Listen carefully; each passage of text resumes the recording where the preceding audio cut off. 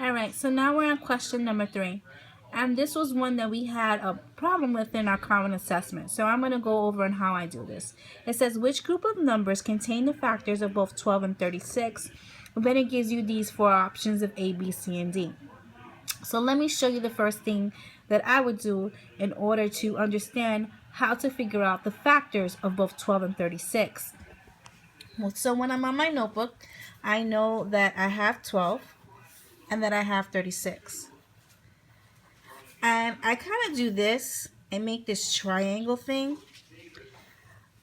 But not only that, I also make a Venn diagram.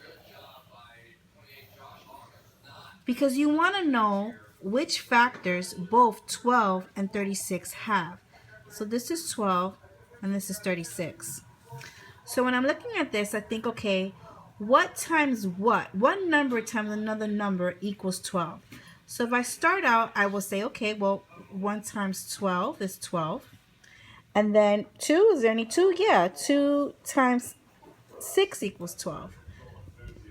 Can 3 work? Yeah. 3 times 4 equals 12. And then, of course, it goes to 4 times 3. And then we have the 6 times 2. So for 36, I could say, well, 1 times 36, right? And then I could say 2 times 13. Because if I take 13 and I multiply it by 2, I say 3 times 2 is 6. And then I say, well, does this work with this? And this 20, so that won't work. So that's not going to happen. So is any other thing that I could multiply 2 by? So I erase this. And I say, well, if I'm using some division, I could say, well, 1 times 2 is 2 minus 1, and 2 times 8 equals 16. So 18 times 2, so 2 times 18 equals 36. Can 3 go into this number? I think so. 3 times something equals 36. So what can that be? 3 times what equals 36? So if I wanted to do that, I could say, okay, well, I could put 36 in the doghouse because I could call this my doghouse. And I say, well, how many 3's, 1 multiplied 3 is equal to 3. And we could say 1, right? Because 1 times 3 equals 3, which is 0. And we bring down our 6. So what times 3 equals 6? Well, that's 2. That's 2, right? Because 3 times 2 is 6, and then 0. So that means 3 times 12 equals 36. So I could put a 3 and a 12 here.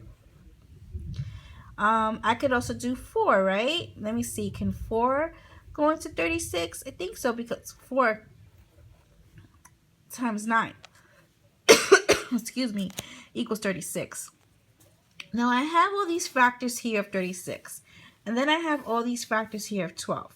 So I notice that they both have a 1. They both share 2. They both, they share 3. What else? They share 4.